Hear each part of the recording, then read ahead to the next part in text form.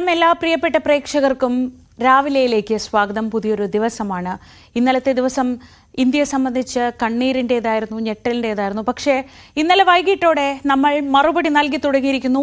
ആദ്യ മറുപടി നയതന്ത്ര തലത്തിലായിരുന്നു. ശക്തമായ നടപടികളോടെ ഇന്ത്യയുടെ തിരിച്ചടി ആരംഭിച്ചിരിക്കുന്നു. വാഗ അട്ടാരി അതിർത്തി അടച്ച ഇന്ത്യ പാക് നയതന്ത്ര ഉദ്യോഗസ്ഥരെ പുറത്താക്കി. സിന്ധു നദീജല കരാർ മരവിപ്പിച്ചു. ഒപ്പം കൃത്യമായ സന്ദേശം നൽകുകയാണ്, ഞങ്ങൾ ഒരാളെ തൊട്ടാൽ എന്തായിരിക്കും, എങ്ങനെയായിരിക്കും അതിനു മറുപടി എന്നത്. ആ സാഹചര്യത്തിൽ പാകിസ്ഥാനിലും ചർച്ചകൾ നടക്കുന്നുണ്ട്. ഇനി സൈനിക തലത്തിൽ എങ്ങനെയായിരിക്കും മറുപടി, അതാണ് അറിയേണ്ടത്. രാജ്യം കാത്തിരിക്കുന്നത് അതാണ്. ഉന്നതതല യോഗങ്ങൾ നടക്കുന്നുണ്ട്, ചർച്ചകൾ നടക്കുന്നുണ്ട്. ജീവൻ നഷ്ടപ്പെട്ടവരുടെ പ്രിയപ്പെട്ടവർ കണ്ണീരിലാണ്. ആ കണ്ണീരിന് രാജ്യം മറുപടി നൽകുക തന്നെ ചെയ്യും.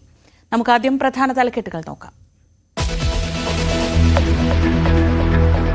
പഹൽഗാമിലെ ചോരക്കളിക്ക് മറുപടിയായി സൈനിക നീക്കത്തിന് ഇന്ത്യയുടെ തയ്യാറെടുപ്പ്. സജ്ജരായിരിക്കാൻ സേനയ്ക്ക് നിർദ്ദേശം.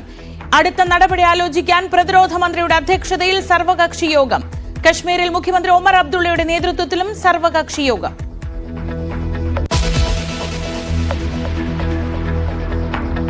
ആദ്യ മറുപടി നയതന്ത്ര തലത്തിൽ. സിന്ധു നദീജല കരാർ മരവിപ്പിച്ചു. വാഗ അട്ടാരി അതിർത്തികൾ അടച്ചു. പാക് നയതന്ത്ര ഉദ്യോഗസ്ഥർ ഇന്ത്യ വിടാൻ നിർദ്ദേശം. പാക് പൗരന്മാരും 48 മണിക്കൂറിനകം രാജ്യം വിടണമെന്ന് മുന്നറിയിപ്പ്. നയതന്ത്ര നടപടികൾ ചർച്ച ചെയ്യാൻ പാകിസ്ഥാനിൽ സുരക്ഷാ കൌൺസിൽ യോഗം.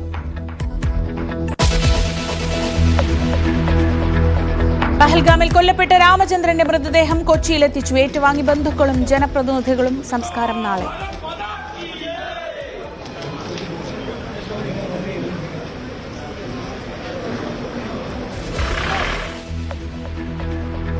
നിലമ്പൂരിൽ ഉപതെരഞ്ഞെടുപ്പ് ഇന്ന് പ്രഖ്യാപിച്ചേക്കും. ഒരുക്കങ്ങൾ വേഗത്തിലാക്കി മുന്നണികൾ. UDFന്റെ നേതൃസംഗമം പ്രതിപക്ഷ നേതാവ് ഉദ്ഘാടനം ചെയ്യും.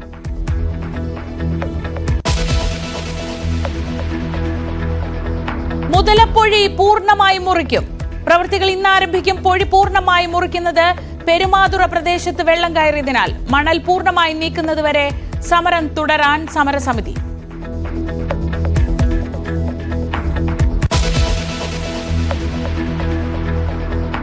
നയതന്ത്ര യുദ്ധത്തിന് India.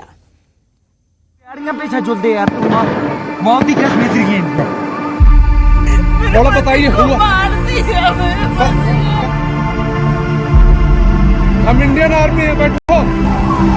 Okay, don't worry. You okay? You need a water, sir?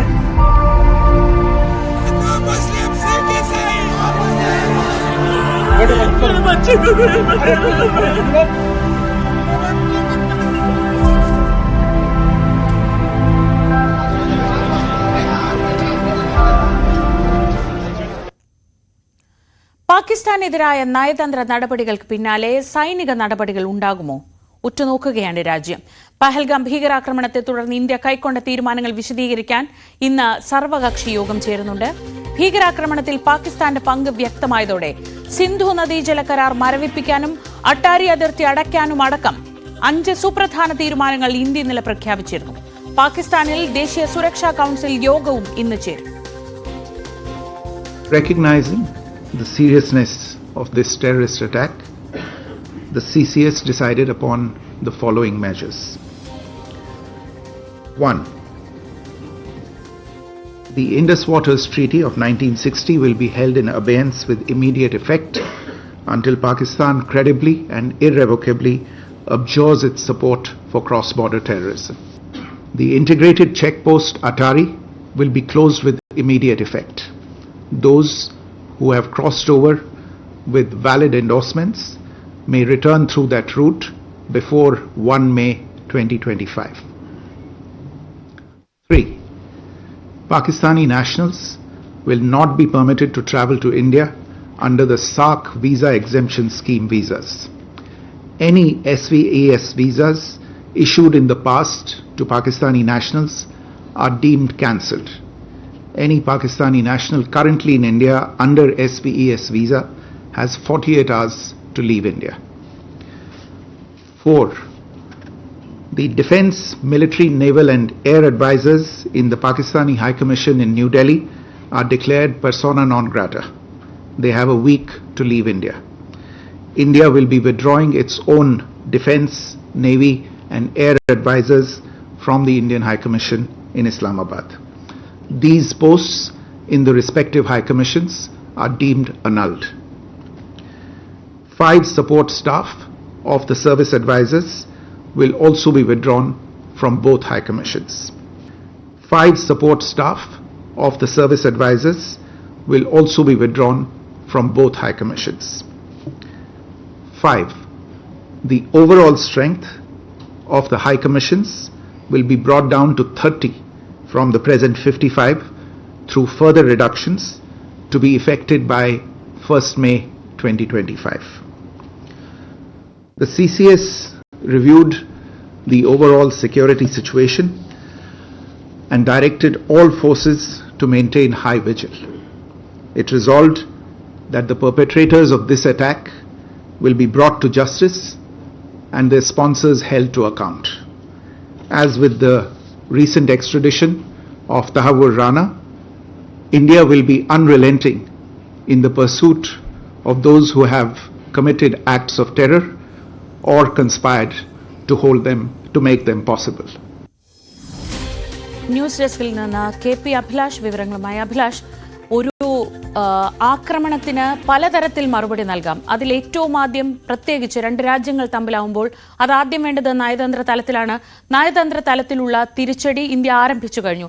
പാകിസ്ഥാനെ പ്രതിസന്ധിയിലാക്കുന്ന തരത്തിലൊക്കെ തന്നെയാണ്. അടുത്തത് ഇനി സൈനികമായി എങ്ങനെ മറുപടി പറയും? അത് പ്രതീക്ഷിക്കുന്ന തരത്തിൽ പ്രതീക്ഷിക്കുന്ന ഇടത്ത് കൊടുക്കുന്നതല്ല യഥാർത്ഥ യുദ്ധതന്ത്രം. അത് പ്രതീക്ഷിക്കാത്ത തരത്തിൽ തന്നെയായിരിക്കും വരിക. ഇപ്പോൾ ഈ നയതന്ത്ര തലത്തിൽ എടുത്തിട്ടുള്ള തീരുമാനങ്ങൾ പാകിസ്ഥാനെ എത്രത്തോളം പ്രതിസന്ധിയിലാക്കുന്നത് ആണ്?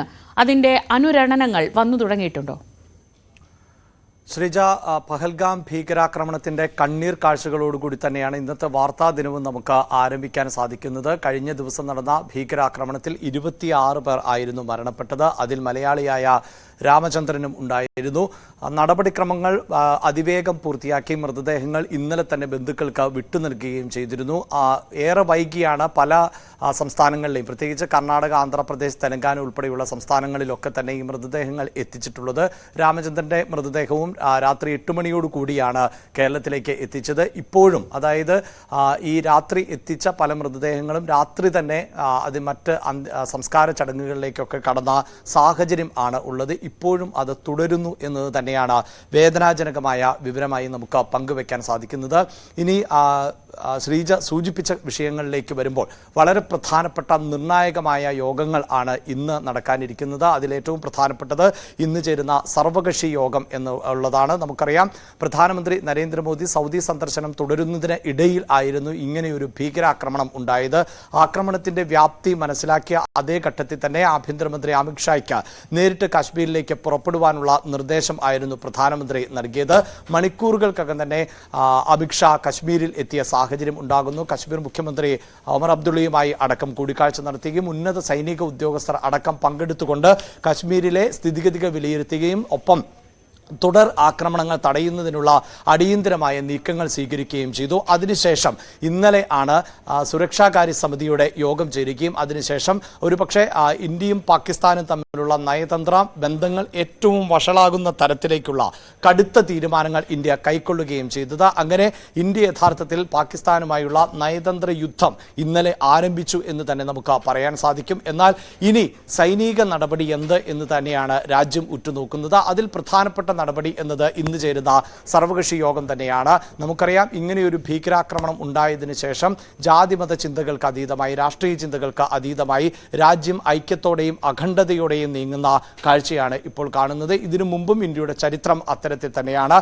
പല വിഷയങ്ങളിലും അഭിപ്രായ ഭിന്നതകൾ ഉണ്ട് എങ്കിലും രാഷ്ട്രീയ പാർട്ടികൾ അടക്കം വളരെ എതിർക്കുന്ന വിഷയങ്ങളിൽ പോലും രാഷ്ട്രീയ പാർട്ടികൾ പരസ്പരം പോരടിക്കുന്നത് കാണാറുണ്ട്. എങ്കിലും ഇത്തരം വിഷയങ്ങളിലേക്ക് വരുമ്പോൾ ഇന്ത്യയുടെ ആഭ്യന്തര വിഷയങ്ങൾ ഇന്ത്യയുടേത് മാത്രമാണ് എന്നും അതിലേക്ക് മറ്റാരും കൈകടത്തരുത് എന്ന കൃത്യമായ നിലപാട് എല്ലാ രാഷ്ട്രീയ പാർട്ടികളും സ്വീകരിക്കുകയും ചെയ്യുന്നുണ്ട്. പക്ഷേ കേന്ദ്ര സർക്കാരിനെ സംബന്ധിച്ചിടത്തോളം ഈ ആക്രമണത്തിന്റെ സ്വഭാവം എന്തായിരുന്നു, ആക്രമണത്തിന്റെ വ്യാപ്തി എത്രത്തോളം വലുതാണ്, അതോടൊപ്പം തന്നെ എങ്ങനെയാണ് ഈ ആക്രമണത്തെ നമ്മൾ പ്രതിരോധിക്കേണ്ടത്, തുടർ നടപടികൾ എങ്ങനെയാകണം, കാരണം ഇത്തരം കാര്യങ്ങളിൽ മറ്റ് രാഷ്ട്രീയ പാർട്ടികളുടെ പിന്തുണ കൂടി ആർജിക്കേണ്ടതുണ്ട്. അതിൻ്റെ ഭാഗമായിട്ടാണ് ഇന്ന് പ്രതിരോധ മന്ത്രിയുടെ അധ്യക്ഷതയിൽ സർവകക്ഷി യോഗം ചേരുന്നത്. ഈ സർവകക്ഷി യോഗത്തിൽ ഇക്കാര്യങ്ങളെല്ലാം തന്നെ കേന്ദ്ര സർക്കാർ വിശദീകരിക്കും. അതോടൊപ്പം തന്നെ വളരെ പ്രധാനപ്പെട്ട സൈനിക നീക്കങ്ങൾക്ക് ഇന്ത്യ തുടക്കം കുറിച്ചു എന്ന് തന്നെയാണ് നമുക്ക് മനസ്സിലാക്കാൻ സാധിക്കുന്നത്. നേരത്തെ ശ്രീജ സൂചിപ്പിച്ചതുപോലെ തന്നെ പ്രതീക്ഷിക്കുന്ന സമയത്തല്ല ഇന്ത്യ ഇത്തരം മറുപടികൾ നൽകിയിട്ടുള്ളത്. അപ്രതീക്ഷിതമാകുന്ന ഒരു സമയത്ത് തന്നെയായിരിക്കും മറുപടി നൽകുക. അതോടൊപ്പം തന്നെ സൈനിക നീക്കം വളരെ പെട്ടെന്നുണ്ടാകും എന്ന് നമുക്ക് അനുമാനിക്കാനും സാധിക്കില്ല. കാരണം പാകിസ്ഥാനുമായുള്ള നയതന്ത്ര ബന്ധങ്ങൾ വിച്ഛേദിക്കുന്ന, അത് പൂർണ്ണമായും എന്ന് നമുക്ക് പറയാൻ സാധിക്കില്ല. ഇപ്പോഴത്തെ ഈ നയതന്ത്ര യുദ്ധം പരിഗണിക്കുമ്പോൾ ഇനി സാങ്കേതികമായ നയതന്ത്ര ബന്ധം മാത്രമാണ് ഇന്ത്യ പാകിസ്ഥാനുമായി പങ്കുവെക്കാൻ പോകുന്നത്. ഒരു അയൽ രാജ്യം എന്നുള്ളതോ സഹോദര രാജ്യം എന്നുള്ളതായ ഒരു പരിഗണനയും ഈ ഘട്ടത്തിൽ ഇന്ത്യ നൽകുന്നില്ല എന്ന് വേണം നമുക്ക് അനുമാനിക്കാൻ. അങ്ങനെ നയതന്ത്ര യുദ്ധത്തോടൊപ്പം തന്നെയാണ് ഇന്ത്യ സൈനിക യുദ്ധത്തിലേക്ക് കടക്കാൻ പോകുന്നത്. അതിൽ ഏറ്റവും എടുത്തു പറയേണ്ടത് വളരെ കൃത്യമായ വിവരങ്ങളുടെ അടിസ്ഥാനത്തിൽ മാത്രമേ ഇന്ത്യ അത്തരത്തിൽ ഒരു നീക്കത്തിന് തയ്യാറാവുകയുള്ളൂ എന്നുള്ളതാണ്. കാരണം നമുക്കറിയാം, അന്താരാഷ്ട്ര നീതിന്യായ സംവിധാനങ്ങളെ ഏറ്റവും അധികം ബഹുമാനിക്കുന്ന രാജ്യങ്ങളിൽ ഒന്നാണ് ഇന്ത്യ. അതുകൊണ്ട് തന്നെ ഇപ്പോൾ ഇന്ത്യയിൽ നടന്നിട്ടുള്ള ഈ ഭീകരാക്രമണത്തിന് പിന്നിൽ കൃത്യമായി പാകിസ്ഥാന്റെ പങ്ക്, പാക് സൈന്യത്തിന്റെ പങ്ക്, പാക് ചാര സംഘടനയുടെ പങ്ക് ഇത് IB വൃത്തങ്ങൾക്ക് ലഭ്യമാണ്. പക്ഷേ അതിന്റെ തെളിവുകൾ കൂടി സാങ്കേതികമായി ശേഖരിച്ച ശേഷം ഒരുപക്ഷെ ഇന്ത്യ നടത്താൻ പോകുന്ന തിരിച്ചടിയുമായി ബന്ധപ്പെട്ട് ലോക രാജ്യങ്ങൾക്ക് മുന്നിൽ ഇന്ത്യക്ക് കൃത്യമായ മറുപടി നൽകേണ്ടതായി വരും. അതായത് എങ്ങനെയാണ് ഈ ഭീകരാക്രമണം ഇന്ത്യയിൽ പാകിസ്ഥാൻ നടപ്പിലാക്കിയത്, അതിന് പിന്നിൽ ആരൊക്കെയായിരുന്നു, എങ്ങനെയാണ് പാകിസ്ഥാൻ എന്ന രാജ്യം അതിന് വഴികൾ ഒരുക്കി നൽകിയത്, ഇതിൻ്റെ രേഖകളും തെളിവുകളും കൃത്യമായി ശേഖരിച്ച ശേഷം മാത്രമായിരിക്കും. നമുക്ക് ലഭിക്കുന്ന ഇൻപുട്ടുകൾ അനുസരിച്ച് ഇപ്പോൾ തന്നെ അത്തരം തെളിവുകൾ ശേഖരിക്കാൻ നമ്മുടെ IB സംവിധാനങ്ങൾക്ക് സാധിച്ചിട്ടുണ്ട്. കഴിഞ്ഞ ദിവസം അടക്കം ഈ ഭീകരാക്രമണത്തിന്റെ സൂത്രധാരൻ ആര് എന്നതുൾപ്പെടെയുള്ള വിവരങ്ങൾ ഇന്ത്യ പങ്കുവെച്ച സാഹചര്യം ഉണ്ടാകുന്നു. ഈ ഭീകരാക്രമണത്തിൽ പങ്കെടുത്ത തദ്ദേശീയരായിട്ടുള്ളവർ, പാകിസ്ഥാനിലെ മുൻ സൈനിക ഉദ്യോഗസ്ഥർ, ഇവരുടെ വിവരങ്ങളടക്കം പുറത്തുവിടുകയും രേഖാചിത്രങ്ങളടക്കം പുറത്തുവിടുകയും ഒക്കെ ചെയ്ത പശ്ചാത്തലമുണ്ട്. പക്ഷേ അതിനും അപ്പുറത്ത് ഒരുപക്ഷെ ഇന്ത്യൻ ജനതയ്ക്ക് പോലും മനസ്സിലാകാത്ത അല്ലെങ്കിൽ പബ്ലിഷ് ചെയ്യപ്പെടാത്ത വളരെ നിർണായകമായ വിവരങ്ങൾ അടക്കം IB കേന്ദ്രങ്ങൾ ശേഖരിക്കും. അതോടൊപ്പം തന്നെ സുരക്ഷാകാര്യ ഉപദേഷ്ടാവ് അജിത് ഡോവൽ ഉൾപ്പെടെ ഉള്ളവരുടെ നേതൃത്വത്തിൽ ഇനി എങ്ങനെയാകും തിരിച്ചടി എന്നത് സംബന്ധിച്ച കൃത്യമായ ആലോചനകൾ നടക്കുന്നു എന്നാണ് നമുക്ക് മനസ്സിലാക്കാൻ സാധിക്കുന്നത്. ഒപ്പം ശ്രീജ ചേർത്ത് വെക്കേണ്ട ഒന്ന്, അതീവ ഗൗരവത്തോടു കൂടിയാണ് ഈ സാഹചര്യങ്ങളെ പാകിസ്ഥാനും വിലയിരുത്തുന്നത് എന്നത് തന്നെയാണ്. ഇന്നലെ നയതന്ത്ര ബന്ധങ്ങളിൽ വലിയ തോതിലുള്ള വിച്ഛേദിക്കൽ ഇന്ത്യ നടപ്പിലാക്കിയതോടുകൂടി തന്നെ ഇന്ന് പാകിസ്ഥാന്റെ ഭാഗത്ത് നിന്ന് അടിയന്തര സുരക്ഷാകാര്യ യോഗം ചേരുന്നുണ്ട്. അതിൽ നിന്ന് തന്നെ ഇന്ത്യ തിരിച്ചടിക്കും എന്നത് പാകിസ്ഥാൻ ഉറപ്പിക്കും ഒന്ന് തന്നെയാണ്. പക്ഷേ പാകിസ്ഥാനെ സംബന്ധിച്ചിടത്തോളം ഇപ്പോൾ നമ്മൾ മനസ്സിലാക്കുന്നത് ഈ ഭീകരാക്രമണത്തിന് വളരെ കൃത്യമായ പിന്തുണ പാകിസ്ഥാന്റെ ഭാഗത്ത് നിന്നുണ്ടായിരുന്നു. 4-5 മാസങ്ങൾക്ക് മുമ്പ് തന്നെ പാകിസ്ഥാൻ തയ്യാറെടുത്തിരുന്നു എന്നാണ് നമുക്ക് മനസ്സിലാക്കാൻ സാധിക്കുന്നത്. അതുകൊണ്ട് തന്നെ രഹസ്യാന്വേഷണ വിഭാഗങ്ങളിൽ നിന്ന് നമുക്ക് ലഭിക്കുന്ന വിവരങ്ങൾ അനുസരിച്ച് പാകിസ്ഥാൻ കൃത്യമായി അതിർത്തി മേഖലകളിൽ അടക്കം കൂടുതൽ സൈന്യത്തെ നേരത്തെ തന്നെ വിന്യസിച്ചിട്ടുണ്ട് എന്നുള്ളതാണ്. ഒപ്പം കരമാർഗത്തിലുള്ള ഒരു തിരിച്ചടി ഇന്ത്യയുടെ ഭാഗത്ത് നിന്നുണ്ടായാൽ അതിനെ ചെറുക്കുന്നതിന് വേണ്ടിയുള്ള സംവിധാനങ്ങൾ, പ്രത്യേക ഡ്രോൺ സംവിധാനങ്ങൾ, സ്ക്വാഡ് സംവിധാനങ്ങൾ, ഒപ്പം കുഴിബോംബ് പോലെയുള്ള, അതായത് ഈ യുദ്ധനീതിക്ക് നിരക്കാത്ത തരത്തിലുള്ള സംവിധാനങ്ങളടക്കം അതിർത്തി മേഖലകളിൽ പാകിസ്ഥാൻ സജ്ജമാക്കിയിരുന്നു. അതിനുശേഷമാണ് ഇങ്ങനെ ഒരു ആക്രമണം, അതായത് ഭീകരാക്രമണം ഉണ്ടാകുന്ന അതേ ഘട്ടത്തിൽ തന്നെ ഇന്ത്യ തിരിച്ചടിക്കുവാനുള്ള സാധ്യതയുണ്ട് എന്ന് തിരിച്ചറിഞ്ഞുകൊണ്ടുള്ള ചില സൈനിക നീക്കങ്ങൾ പാകിസ്ഥാൻ നേരത്തെ തന്നെ നടത്തിയിരുന്നു എന്നുള്ള ഇൻപുട്ടുകളും ഇപ്പോൾ പുറത്തു വരുന്നുണ്ട്. അതുകൊണ്ട് തന്നെയാണ് ശ്രീജ നമുക്ക് എടുത്തു പറയേണ്ടത്, ഒരു പക്ഷേ നമ്മൾ പ്രതീക്ഷിക്കാത്ത, ഒരു പക്ഷേ മാധ്യമങ്ങൾക്ക് പോലും അപ്രതീക്ഷിതമായി റിപ്പോർട്ട് ചെയ്യപ്പെടേണ്ടി വരുന്ന ഒരു ആക്രമണത്തിന് തന്നെ ആയിരിക്കണം ഇന്ത്യ തയ്യാറെടുക്കാൻ പോകുന്നത്. ഇന്ന് നടക്കുന്ന സർവകക്ഷി യോഗത്തിൽ പോലും ഇത്തരം രഹസ്യ വിവരങ്ങൾ പങ്കുവെക്കും എന്ന് നമുക്ക് കണക്കാക്കാൻ സാധിക്കില്ല. അത് സൈനിക ഉന്നത വൃത്തങ്ങൾക്ക് മാത്രം അറിവുള്ള, അതോടൊപ്പം തന്നെ ആഭ്യന്തര മന്ത്രാലയത്തിന് മാത്രം അറിവുള്ള വിഷയമായി മാറും.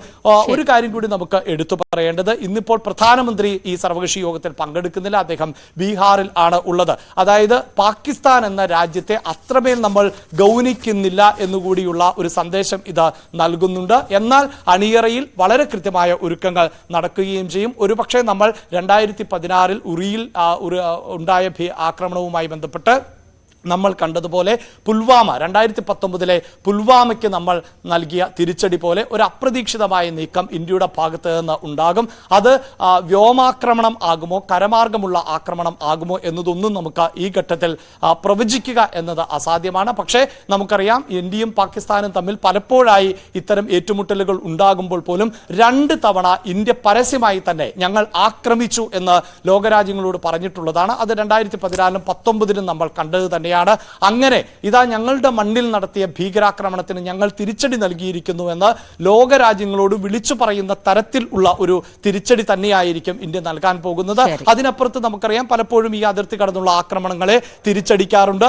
പലപ്പോഴും പാക് സൈനികർക്ക് മരണം സംഭവിക്കാറുണ്ട്. സൈനികരെ അടക്കം കൊലപ്പെടുത്തുന്ന സാഹചര്യം, അതായത് ഈ തീവ്രവാദ ക്യാമ്പുകൾക്ക് സഹായം എത്തിക്കുന്ന അവർക്ക് സുരക്ഷിതം എത്തിക്കുന്ന പാക് സേനയെ വധിക്കുന്ന സാഹചര്യമൊക്കെ ഉണ്ടാകുമ്പോഴും അതങ്ങനെ പരസ്യമായി ഇന്ത്യ പുറത്തു പറയാറില്ല. അത്തരം നീക്കങ്ങളൊക്കെ നടക്കാറുണ്ട്. ഒപ്പം പാകിസ്ഥാൻ സൈന്യത്തെ സംബന്ധിച്ചിടത്തോളം അവർ വളരെ പെട്ടെന്ന് ക്ഷീണിതരാകും എന്ന് തന്നെയാണ് ഇന്ത്യയുടെ നിഗമനം. കാരണം പാകിസ്ഥാൻ എന്നത് ആഭ്യന്തരമായി വലിയ പ്രതിസന്ധി നേരിട്ടുകൊണ്ടിരിക്കുന്ന ഒരു സമയം കൂടിയാണ്. അതിൽ എടുത്തു പറയേണ്ടത് ഏതാനും ദിവസങ്ങൾക്ക് മുമ്പായിരുന്നു ബലൂചിസ്ഥാനിലെ വിഘടനവാദികൾ ഒരു ട്രെയിൻ തട്ടിക്കൊണ്ടു പോവുകയും അങ്ങനെ ആ വിഘടനവാദം ബലൂചിസ്ഥാനിൽ വളരെ ശക്തമായി തുടരുന്ന സാഹചര്യമുണ്ട്. അതോടൊപ്പം തന്നെയാണ് തെഹ്രീക്ക് താലിബാൻ എന്ന വിഭാഗം, അത് പാകിസ്ഥാനെതിരെ പ്രവർത്തിക്കുന്ന അവർ ഒരു സ്വയം നിയന്ത്രിത സംവിധാനമായി മാറുന്നു. അപ്പോൾ രാജ്യത്തിനകത്ത് തന്നെ പാകിസ്ഥാൻ സൈന്യം ഈ 2 വിഭാഗങ്ങളെ നേരിട്ടുകൊണ്ടിരിക്കുമ്പോൾ ആണ് ഒരുപക്ഷെ നമുക്കറിയാം കഴിഞ്ഞ ദിവസങ്ങളിലെല്ലാം നമ്മളത് ചർച്ച ചെയ്തതാണ്. അന്താരാഷ്ട്ര തലത്തിലും പാകിസ്ഥാനിലെ ജനങ്ങളെയും വിശ്വാസത്തിലെടുക്കണമെങ്കിൽ സേനയ്ക്ക് അവരുടെ കരുത്ത് ചോരുന്നു എന്ന് മനസ്സിലാകുന്ന ഘട്ടത്തിലെല്ലാം ഇന്ത്യയുമായി ഒരു ക്ലാഷിൽ ഏർപ്പെടുക അല്ലെങ്കിൽ ഇന്ത്യയിലേക്ക് കടന്നു വന്ന ഏതെങ്കിലും തരത്തിലുള്ള ഒരു ആക്രമണം നടത്തി പാകിസ്ഥാനെ സംബന്ധിച്ചിടത്തോളം അവരുടെ പൊതുവികാരത്തെ ഉണർത്തി നിർത്തുക എന്നത് സൈന്യത്തിന്റെ ആവശ്യമാണ്. അതുകൊണ്ട് തന്നെയാണ് സൈന്യം കൃത്യമായ സഹായം നൽകിക്കൊണ്ട് സൈന്യത്തിന്റെ അനുഗ്രഹാശിസുകളോടെ തന്നെയാണ് ഇങ്ങനെ ഒരു ഭീകരാക്രമണം ഇന്ത്യയിൽ നടത്തിയത്. TRF എന്ന് പറയുന്ന ദ റെസിസ്റ്റന്റ് ഫ്രണ്ട് എന്ന് പറയുന്ന ഒരു ചെറിയ സംഘടനയാണെങ്കിലും അതിന്റെ വേരുകൾ നീളുന്നത് ലഷ്കർ ഇ തൈബയിലേക്കും ISIലേക്കുമാണ് എന്ന കാര്യത്തിൽ സംശയം വേണ്ട. അതുകൊണ്ട് തന്നെ ആ അടിവേര് തേടിയായിരിക്കും ഇന്ത്യയുടെ പ്രത്യാക്രമണം എന്ന കാര്യത്തിൽ രാജ്യത്തിനുറപ്പുണ്ട്. ലോകരാജ്യങ്ങളിൽ മുഴുവൻ പിന്തുണയുണ്ട് ഇന്ത്യക്ക് ഈ ഭീകരാക്രമണത്തിനെതിരെ നിലപാടെടുക്കുമ്പോൾ. അതും ശ്രദ്ധേയമാണ്. ലോകരാജ്യങ്ങളുടെ മുഴുവൻ പിന്തുണയോടെ ഒരു പ്രത്യാക്രമണം, ആ പ്രത്യാക്രമണം നേരത്തെ പറഞ്ഞതുപോലെ ഉറിയിലോ പുൽവാമയിലോ നൽകിയതുപോലെ ആയിരിക്കും ണമെന്നില്ല, നമ്മൾ പ്രതീക്ഷിക്കുന്ന സമയത്താകണമെന്നില്ല. പക്ഷേ രാജ്യത്തെ നിസ്സഹായരായ നിരപരാധികളായ മനുഷ്യന്മാരുടെ ജീവൻ എടുത്ത അതാരായാലും അവർക്ക് തിരിച്ചടി കൊടുക്കുക എന്നത് രാജ്യത്തിന്റെ ഉത്തരവാദിത്തമായി കരുതുന്നുണ്ട്. നയതന്ത്ര തലത്തിൽ അത് തുടങ്ങിക്കഴിഞ്ഞു. ഇനി അറിയേണ്ടത് സൈനിക തലത്തിൽ അതെപ്പോൾ എങ്ങനെ എവിടെ ഉണ്ടാകുമെന്നതാണ്. അതെന്തായാലും ഉണ്ടാവുമെന്ന കാര്യത്തിൽ സംശയമില്ല. അത് പാകിസ്ഥാന് കൃത്യമായ മുന്നറിയിപ്പ് നൽകുന്നുമുണ്ട്. നമ്മളുടെ രാജ്യത്തെ ഒരു പൗരനെ തൊട്ടാൽ അതിന് മറുപടി പറയേണ്ടി വരിക തന്നെ ചെയ്യും എന്ന മുന്നറിയിപ്പ് രാജ്യം കൃത്യമായി നൽകുന്നുണ്ട്. KP അഭിലാഷാണ് ന്യൂസ് ഡെസ്കിൽ നിന്ന് വളരെ വിശദമായി തന്നെ കാര്യങ്ങൾ പറഞ്ഞത്. ഇനി നമ്മൾ ഈ ദിവസത്തെ മറ്റു വാർത്തകളിലേക്ക് കൂടി പെട്ടെന്നൊന്ന് പോയി വരികയാണ്. ഈ വാർത്തകൾ തന്നെയാണ് നമ്മൾ പ്രധാനമായും പിന്തുടരുന്നതെങ്കിൽ പോലും നമുക്ക് നാട്ടിൽ എന്തുണ്ട് എന്ന് കാണാം.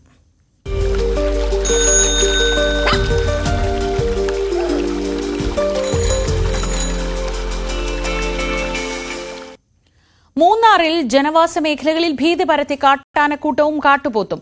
നല്ലതണ്ണി എസ്റ്റേറ്റിലാണ് കാട്ടുപോത്ത് എത്തിയത്. എസ്റ്റേറ്റിൽ അടിക്കടി കാട്ടുപോത്തിന്റെ സാന്നിധ്യം ഉണ്ടാകുന്നത് ജനങ്ങളെ ആശങ്കയിലാക്കിയിട്ടുണ്ട്. മാട്ടുപ്പെട്ടി ഇൻഡോസിസ് സ്വിസ് പ്രോജക്ടിന് സമീപം കാട്ടാനക്കൂട്ടം റോഡിലിറങ്ങി ഗതാഗതം തടസ്സപ്പെടുത്തി. മൂന്നാറിൽ വന്യമൃഗങ്ങൾ ജനവാസ മേഖലയിൽ ഭീതി പരത്തുകയാണ്. കാട്ടുപോത്തും കാട്ടാനക്കൂട്ടവുമെല്ലാം പതിവായി തമ്പടിക്കുകയാണ്. കഴിഞ്ഞ ദിവസം നല്ലതണ്ണി എസ്റ്റേറ്റിൽ കാട്ടുപോത്തിറങ്ങി.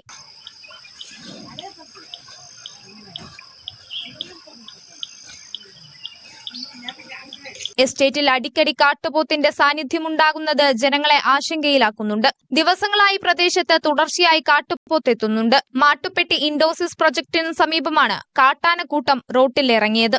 5 ആനകളാണ് റോഡിലെത്തിയത്. ഇതോടെ ഗതാഗതവും ഏറെ നേരം തടസ്സപ്പെട്ടു. ന്യൂസ് 18 മൂന്നാർ. പരിമിതികളെയും പ്രതിസന്ധികളെയും നിശ്ചയദാർഢ്യം കൊണ്ട് മറികടന്ന നിസ ഉണ്ണിരാജന്റെ സിവിൽ സർവീസ് വിജയത്തിന് തിളക്കമേറെയാണ്. 7ാം ശ്രമത്തിൽ 40ാം വയസ്സിലാണ് നിസ സിവിൽ സർവീസ് എന്ന സ്വപ്നം കൈയെത്തിപ്പിടിച്ചത്. തിരുവനന്തപുരം കടക്കാവൂർ സ്വദേശിയായ നിസ AG's ഓഫീസ് ഉദ്യോഗസ്ഥയാണ്.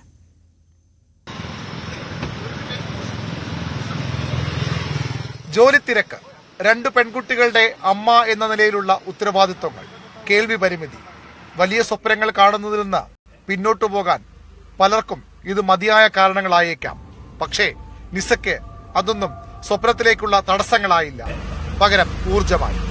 35-ാം വയസ്സിൽ ആദ്യ ശ്രമം, പിന്നെ 5 തവണ കൂടി പരാജയം. ഒടുവിൽ 7-ാം ഊഴത്തിൽ നിസ ലക്ഷ്യം കണ്ടു. എൻ്റെ മക്കൾക്ക്, എനിക്ക് 2 പെൺകുട്ടികളാണുള്ളത്, എൻ്റെ മക്കൾക്ക് മാതൃകയാകണമെന്നുള്ള ഒരു കാര്യമാണ്. അതാണ് മെയിനായിട്ട് തന്നെ. ശരിക്കും പറഞ്ഞു കഴിഞ്ഞാൽ എനിക്ക് തോന്നി നമുക്കെന്തായാലും we have just one life. അപ്പം എനിക്ക് എന്താണ് ഏറ്റവും ഇഷ്ടമുള്ളതെന്ന് എനിക്ക് തോന്നി, എന്താണ് എനിക്ക് ലൈഫിൽ ചെയ്യേണ്ടതെന്ന് തോന്നി. ഇപ്പോൾ ആ സമയത്താണ് ശരിക്കും പറഞ്ഞാൽ എനിക്കത് സിവിൽ സർവീസ് എന്നുള്ള മോഹം പെർസ്യൂ ചെയ്യാനുള്ള ഒരു കറേജ് വന്നത്. ചെറുപ്പത്തിലെ കേൾവിശക്തി കുറയുന്ന രോഗം ബാധിച്ചിരുന്നു നിസയ്ക്ക്. ഉപകരണങ്ങളുടെ സഹായത്തോടെയാണ് കേൾവി. ബിടെക് ബിരുദധാരിയായ നിസ ഏജീസ് ഓഫീസിൽ അസിസ്റ്റന്റ് ഓഡിറ്ററാണ്. ന്യൂസ് 18 തിരുവനന്തപുരം. കോന്നി ഐരവൺ നാട്ടുകൂട്ടത്തിന്റെ നേതൃത്വത്തിൽ സൗജന്യ നേത്ര പരിശോധനാ ക്യാമ്പും ഡയബറ്റിക് റെറ്റിനോപ്പതി രോഗനിർണയ ക്യാമ്പും സംഘടിപ്പിച്ചു. ഐരവൺ NSS കരയോഗ മന്ദിരത്തിൽ നടന്ന ക്യാമ്പിന്റെ ഉദ്ഘാടനം പഞ്ചായത്ത് അംഗം ജി ശ്രീകുമാർ നിർവഹിച്ചു. ഐരവൺ നാട്ടുകൂട്ടത്തിന്റെയും പുനലൂർ ശങ്കേഴ്സ് കണ്ണാശുപത്രിയുടെയും നേതൃത്വത്തിലായിരുന്നു ക്യാമ്പ്. 100 കണക്കിന് രോഗികളാണ് ക്യാമ്പിൽ പങ്കെടുത്തത്. പോലീസ് ഓഫീസേഴ്സ് അസോസിയേഷൻ കൊല്ലം റൂറൽ ജില്ലാ കമ്മിറ്റിയുടെ നേതൃത്വത്തിൽ ഓപ്പൺ ഫോറം സംഘടിപ്പിച്ചു. ലഹരി വിരുദ്ധ പ്രചാരണത്തിന്റെ ഭാഗമായി നടത്തിയ പരിപാടി നഗരസഭാ അധ്യക്ഷൻ കെ ഉണ്ണികൃഷ്ണ മേനോൻ ഉദ്ഘാടനം ചെയ്തു. കൈ കോർക്കാം യുവതയ്ക്കായി എന്ന പേരിൽ നടത്തിയ ഓപ്പൺ ഫോറത്തിൽ clinical psychologist doctor Anand, consultant psychologist Soumya Manoj, P Abhilash, Kollam dance of SI KS Deepu തുടങ്ങിയവർ പങ്കെടുത്തു. കശ്മീരിന്റെ കണ്ണീരിനെ പറ്റിയൊക്കെ നമ്മൾ പറഞ്ഞു. കശ്മീരിലേക്ക് ഒരുപാട് യാത്രക്കാരെത്തുന്ന ഒരു സമയമായിരുന്നു. ഇത് ടൂറിസം സീസണാണ്. അതുപോലെ അതേ സമയത്ത് കേരളത്തിലും അതെ വലിയ രീതിയിൽ സഞ്ചാരികളൊക്കെ ഇപ്പോൾ ഹൈ റേഞ്ചിലേക്ക് പോയിക്കൊണ്ടിരിക്കുകയാണ്. വാഗമണ്ണിൽ ഇതുപോലെ സഞ്ചാരികൾ നിറയുകയാണ്. അവധിക്കാലമായതോടെ 100 കണക്കിന് ആളുകളാണ് ദിവസവും വാഗമണ്ണിൽ എത്തുന്നത്. ഇവിടെ എത്തുന്നവരെ കാത്ത് ഇപ്പോൾ നിരവധി സാഹസിക വിനോദങ്ങളുമുണ്ട്. പൈൻ മരങ്ങളും മൊട്ടക്കുന്നുകളും പുൽത്തകിടിയും. വാഗമണിലെ കാഴ്ചകൾ എത്ര കണ്ടാലും മതി വരില്ല. സമുദ്രനിരപ്പിൽ നിന്നും 1700 മീറ്റർ ഉയരത്തിൽ സ്ഥിതി ചെയ്യുന്ന പ്രദേശം. മലമ്പാതകളിലൂടെ ഡ്രൈവ് ചെയ്തെത്തുന്ന സഞ്ചാരികൾക്കായി സാഹസിക വിനോദങ്ങളും നിരവധി. മധ്യവേനൽ അവധിയായതോടെ വാഗമണിലേക്ക് സഞ്ചാരികളുടെ ഒഴുക്കാണ്. ഗ്ലാസ് ബ്രിഡ്ജ്, അഡ്വഞ്ചർ പാർക്ക് എന്നിവയൊക്കെ വാഗമണിലെ പ്രത്യേകതകളാണ്. പ്രധാനമായിട്ടും സാഹസികത ഇഷ്ടപ്പെടുന്ന സഞ്ചാരികൾക്ക് ആവശ്യമുള്ളതെല്ലാം നമുക്കിവിടെ ലഭ്യമാണ്. Zip line, sky cycle, rocket ejector, അതുപോലെ ജയന്റ് സ്വിങ്, ഗ്ലാസ് ബ്രിഡ്ജ്, പിന്നെ 3D movie, dome theatre, virtual reality, അങ്ങനെ സാഹസികതയും ഉല്ലാസവും ഇഷ്ടപ്പെടുന്ന എല്ലാം ഒരു 2 ആഴ്ചയായിട്ട് നമുക്ക് നല്ല തിരക്കാണ്. നമ്മൾ പ്രതീക്ഷിച്ചതിനേക്കാൾ അധികം തിരക്ക് ഇവിടെ അനുഭവപ്പെടുന്നുണ്ട്. എല്ലാ പ്രദേശത്തു നിന്നുള്ള ആളുകൾ എത്തുന്നുണ്ട്. വേനൽ മഴ ധാരാളം ലഭിച്ചതോടെ ഉണക്കുമാറി വാഗമണിലെ പുൽത്തകിടുകളിൽ പച്ചപ്പ് നിറഞ്ഞു. കോടമഞ്ഞും വാഗമണിന്റെ പ്രകൃതി ഭംഗി കൂട്ടുന്നു. സന്ദർശകരുടെ തിരക്ക് വർദ്ധിക്കുമ്പോൾ വാഗമൺ ടൗണിൽ ഗതാഗത കുരുക്കും പതിവാണ്. അധികൃതരുടെ ശ്രദ്ധ ഇക്കാര്യത്തിൽ ഉണ്ടാവണമെന്നാണ് സഞ്ചാരികൾ പറയുന്നത്. ന്യൂസ് 18 വാഗമൺ. മറ്റു വാർത്തകളിലേക്ക് മടങ്ങിയെത്താം ഇടവേളയ്ക്ക് ശേഷം.